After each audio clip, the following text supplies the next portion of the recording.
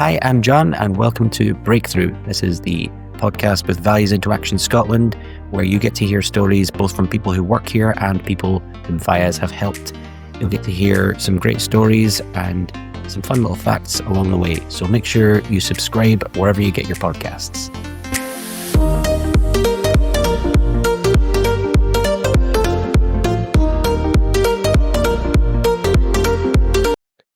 Welcome back to Breakthrough. Got another episode here, and forget the two Ronnies. Today it's the two Johnnies. We have another John today. How you doing, man? Yeah, yourself? Yeah, not bad. So you want to introduce yourself? My name's John Cassidy, and I've got a disability. And I was diagnosed at 30, and my disability is hypermobility, which affects my muscles. I've got learning disability. I've got a wee bit of ADHD, Asperger's, autism. It's basically in the spectrum. Yeah.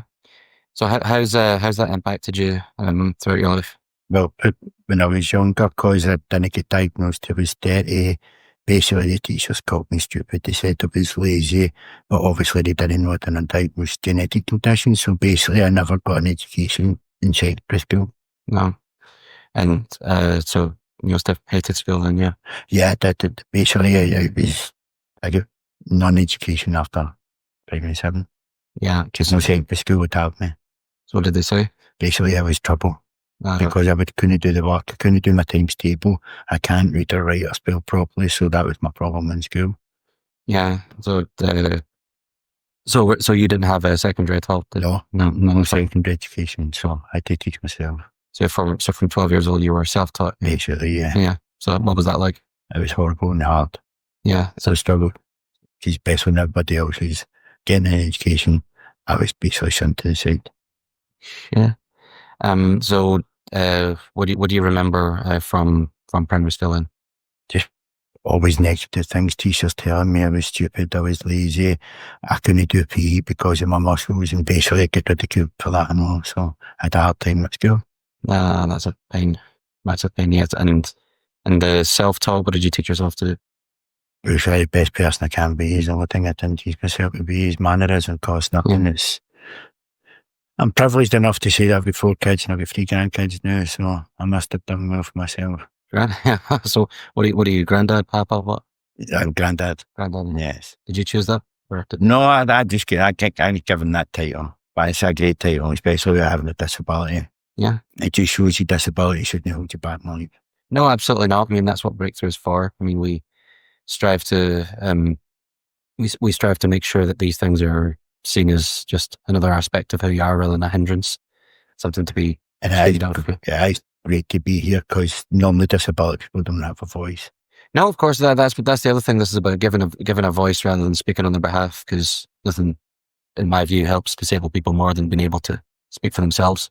And it can make a positive impact on their mental health. Yeah. Especially being involved in a group or doing anything with disability, because then you meet others, it's just like yourself, and you realise you're not alone.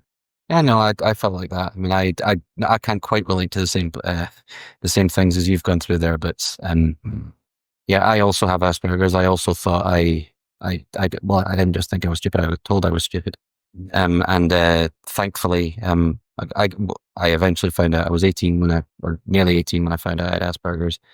I might have ADHD. I'm not sure. Apparently, there's a very long waiting list, so I might be waiting quite some time to find out. Yeah. But I'm glad that there's plenty of others in the same boat. And well, I'm lucky that I get diagnosed with a genetic counselor. Yeah. Basically, if I didn't have a genetic counselor, I probably still wouldn't have diagnosed. And 2 of my boys are diagnosed with the same condition. And when was that? That was 10 years ago, roughly. Basically, when I was born. Yeah. So, and I've had problems with them, with education, as well as the same problems I had. What was the diagnosis like? Did you ask for a referral, or did someone refer you? No, it's just one of my boys were born with their hands a certain way, and to a medical profession, that's a certain disability. Yeah. So basically, they tested me to see if I had the disability that the boys have got, and it's me passed on to them genetically. That's hereditary, yeah. Yeah. So. And did you panic at the time, or were you just like, oh, it's another thing? Well, it taught me and it taught others that just because I've got a disability, I knew how to look after my kids because I was on diagnosis being a parent, I get no help. Yeah, that's shameful. I get no help at all. No. So basically, I had to figure everything myself. But I'm genuinely living proof that people with a disability can lead a normal life. No, and that's Because great. normally we're told we can't. No, independent living is one of the most important things about being disabled. At least Yeah. being as long as you're physically able to, that is. So with regards to the kids, how was their upbringing? Well, they were okay at school for the first few years, but then they started to struggle. They couldn't do the times table. They couldn't process the work. They couldn't take it all in. They couldn't do their homework. And oddly enough, I didn't tell them my story. No. So they came to me saying they were struggling with work, with school. Yeah. So I suggested homeschooling, but they agreed to it, and they really liked the idea of getting homeschooled, learn what they want and learn as they can. So basically, I applied to get the kids homeschooled through the proper procedure. I asked the head teacher in the school, and he refused the homeschooling. So that caused a lot of problems and bothers for myself.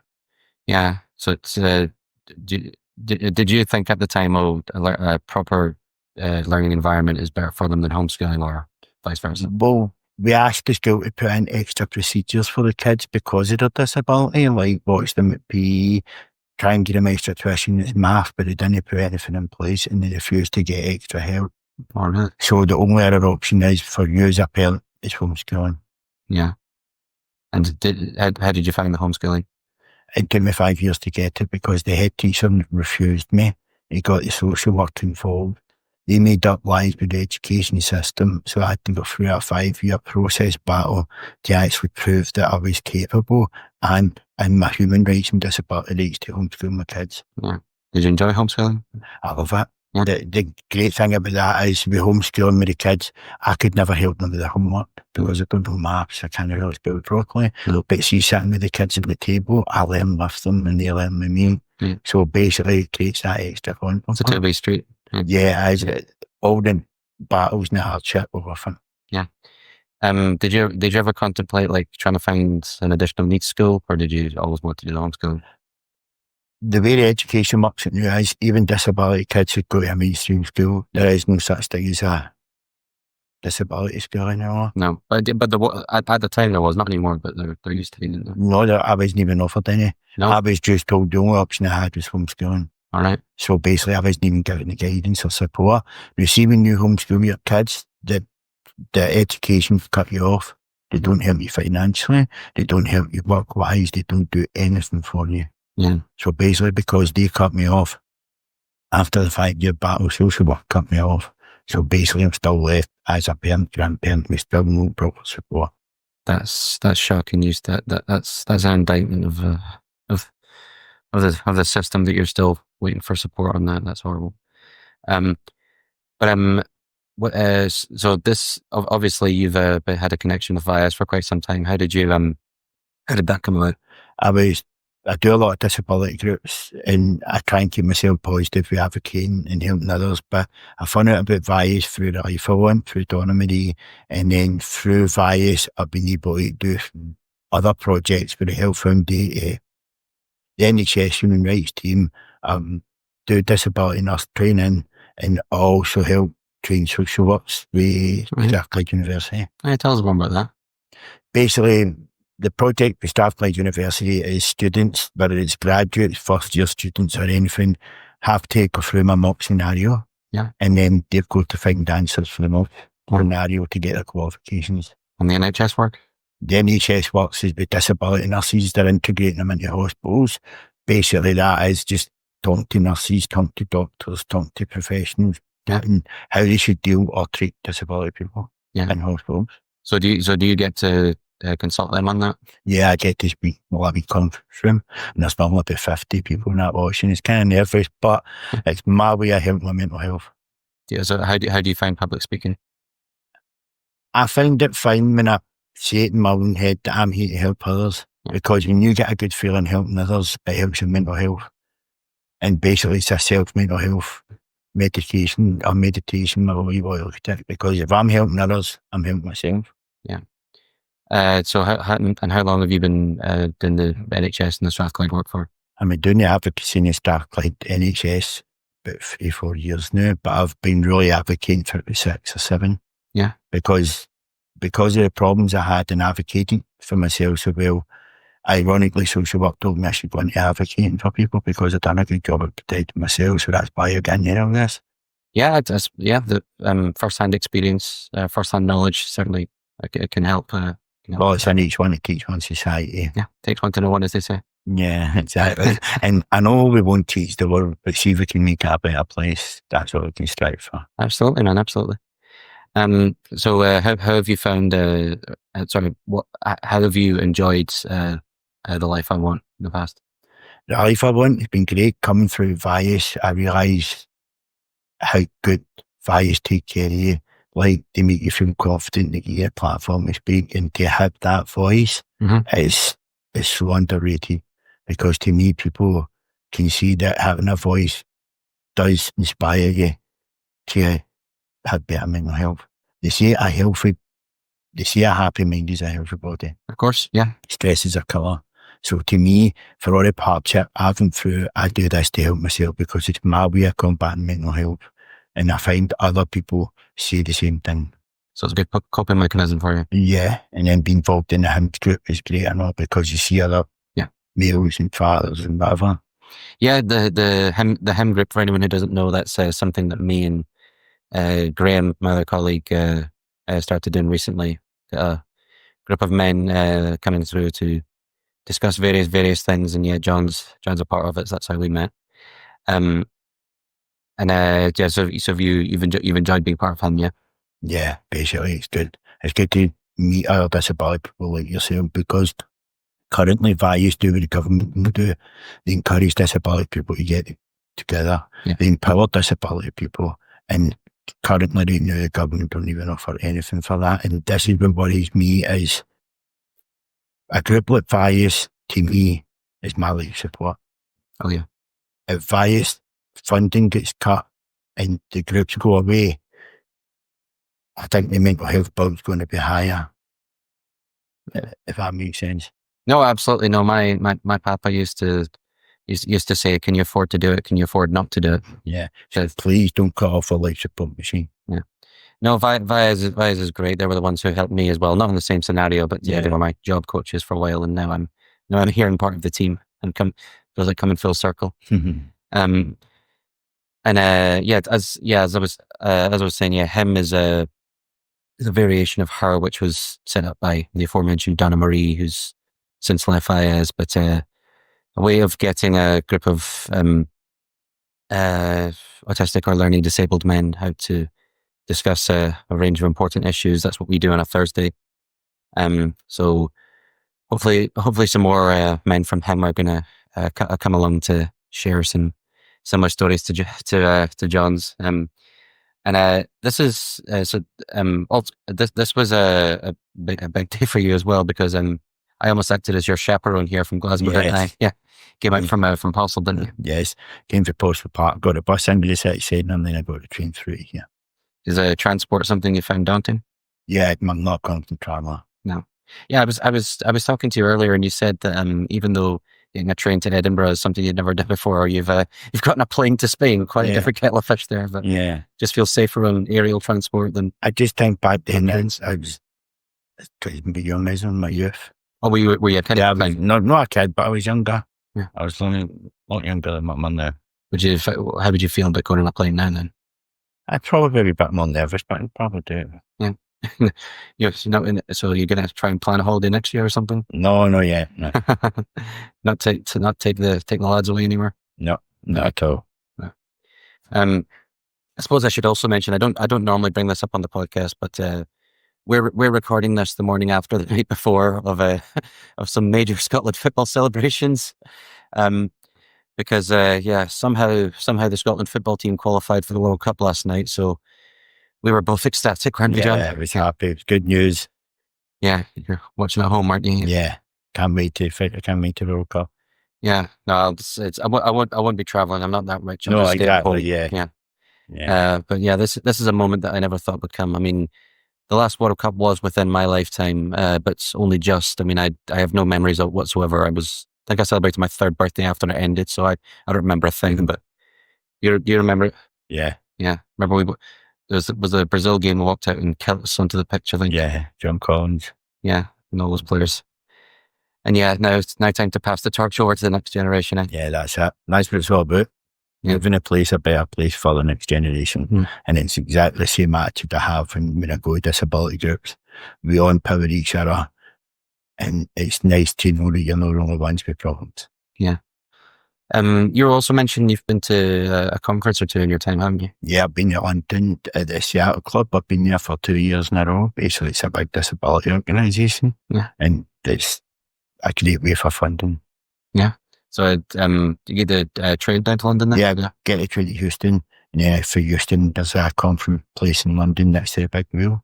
So basically, I've been there for 2 years now. By the London Eye. Yeah. Yeah, basically, yeah. Do you like London? Yeah, it's nice. It's different. Yeah.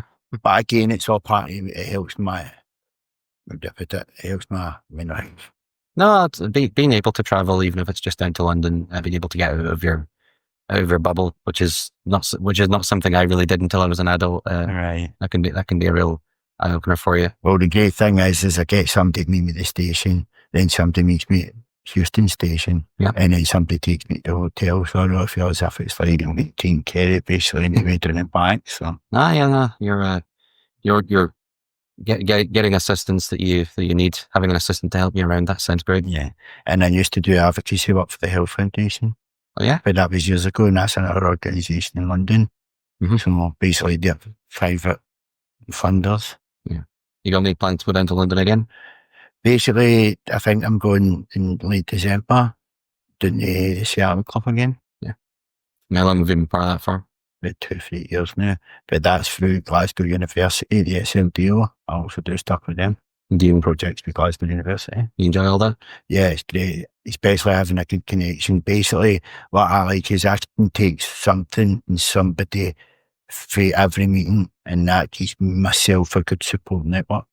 Oh, definitely. Nice one. Basically, the government won't offer you any of the support networks I get, and I can get that through 20 different groups, meeting new people. And it's amazing how strong we are together as individuals. Yeah. Well, that's also something that the Assembly, which FIS does, advocates for. I mean, when I joined here, Sonia, who runs the Assembly, called it politics for people who don't like politics. But it's a core part of it is allowing disabled people to essentially advocate to politicians on their behalf for better legislation. Yeah. So yeah, that's the beauty of organizations like FIS. Sorry. So if there's anything we've not mentioned yet, what do you think has been, forgive me if I've already mentioned it, but what do you think has been like the hardest thing you've ever had to overcome in your life? Basically, how my kids were better homeschooled and my battle with education and social work. Yeah, it's been my hardest job to go. And again, it's something I shouldn't have suffered through. No, not at all. And I still don't have any help to this day from anybody. Well, that's the beauty of places like Alleys Into Action. We're here to help in any way we can, and I'm glad you came along. Well, thank you. It's a pleasure being here and lovely to meet you. Yeah, absolutely. But just before you leave, there's a few quick fire questions I asked everyone, if you're up for that. So, what's your favorite food? Chinese, yeah. Anything in particular? chicken curry. Chicken curry, yeah. Yeah, chicken curry one. Yeah. Is it? Do you have a local or do you order? Yeah, I have a local. Yeah. That's right. Like your local Impossible. Yeah. Lovely. Do you want to give them a shout out? It's in Madreen's in Postal Park, Saracen Street. Nice. It's only open till 5 o'clock and it's shut at the weekend. That's how busy it is. He's giving me some nice PR there, lads. Next question. Favorite song ever? I don't know what I have fun. That's the last song I don't sing. Or artist or band you like? I like Oasis. Oasis, yeah. Who just recently got back for one of the biggest reunion tours ever. Yeah. And probably say maybe even Wonderwall or something would be my song, but I did love Oasis. Yeah. What did you say, sorry? I said I did like Oasis, and even Wonderwall's probably my best song from Oasis. Yeah. And favorite film ever? Oh, that's a hard one. I've got a lot. The original Halloween. Oh, the John Carpenter, Yeah. 70s. Yeah. Yeah, that theme song's just playing in my head now. Yeah, that's why I think it's distinctive to myself. Yeah. Yeah. Did you like any of the sequels or just that one? Well, mainly that one because it was original. Yeah. Yeah, kicked off a whole series of slashers of that time. Yeah, it did, especially with the music, how popular wasn't it back then? Yeah, I mean, in fairness, Psycho by Hitchcock already existed, but then along came Freddy Krueger, along came Jason Voorhees, and then the Ghostface as well. Right. And finally, if you were an animal, what would you be and why? I'd probably be an eagle so I could fly and see everything. Yeah, an aerial view of the world. Yeah, basically. Yeah. Plus you're flying and you're free. Yeah, free. Just fly like an eagle. As Steve Miliband said. That would be me, just an eagle. Yeah. Well, the eagle has landed.